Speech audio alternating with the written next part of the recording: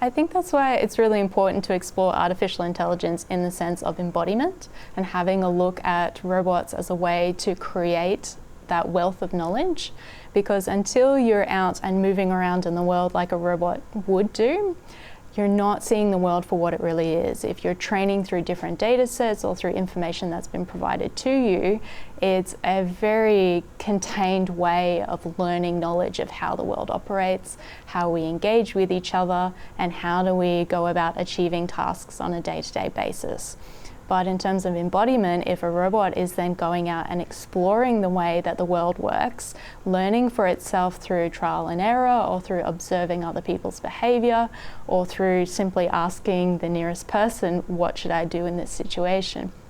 I believe that's when we'll start to see a big burst of creating a robot that can understand human experience and then be able to integrate into society. So I think embodiment's a really important element in terms of creating artificial intelligence as well as towards artificial general intelligence. So as we start to see robots more and more in society, it's our role as humans to be able to work with them by understanding what exactly a robot does in this particular scenario. How can you provide an interaction with the robot that helps to achieve a common goal? So for example, if a robot is going to be transporting goods from A to B, being able to negotiate when you're loading the goods into the basket or into the trolley, and then when the trolley should leave to go and deliver those goods. So in terms of how we play in this future, what I see is education around how robots currently operate, learning to use robots as another tool in our repertoire, similar to how we're using smartphones or computers or other kinds of technology to help us achieve our daily goals, but just more experience and exposure over time. So having more familiarity with how this relationship with robots will work. And then through that, we can start to get an understanding of what exactly is the human's role in this interaction, what exactly is the robot's role in this interaction, and having a clear differentiation between how do you both work together to achieve the same common goal. I see robotics as another support tool that will help what we're currently trying to achieve, which is to advance civilization in different ways. So for example, when we already have smartphones and computers, it's different ways to receive the same types of information more efficiently in a way that's relevant to you in your current point in time. I see robots being another technology that will help the way that we want to achieve our goals, to help enhance efficiency and productivity. And not only that, working with robotics gives us a whole variety of different new jobs that will be created. So when the smartphone came out, it opened a variety of different job roles for being a smartphone developer.